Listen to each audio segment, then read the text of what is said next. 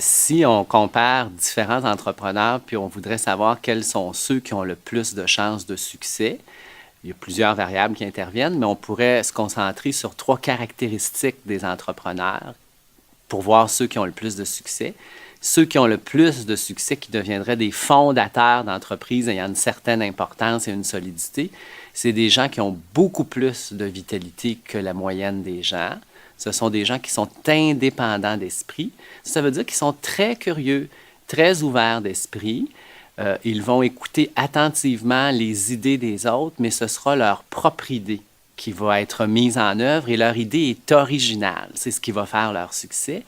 Et leur troisième caractéristique, c'est qu'ils ont l'entreprise est le centre de leur vie. Donc, si on combine avoir beaucoup d'énergie, être indépendant d'esprit, puis l'entreprise est ma priorité, bien, ça fait que ce sont des gens qui trouvent une recette, une identité à leur entreprise qui va permettre à cette entreprise-là d'avoir du succès.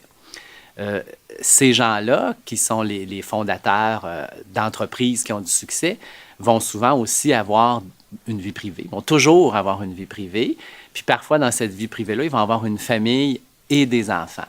Et là, ça devient difficile parce que le fondateur ou la fondatrice, parce que ça peut être aussi une fondatrice, le centre de leur vie, c'est l'entreprise. Il faut donc avoir un conjoint ou une conjointe pour qui le centre de la vie sera la famille. Ça ne veut pas dire que c'est quelqu'un qui ne peut pas avoir de carrière.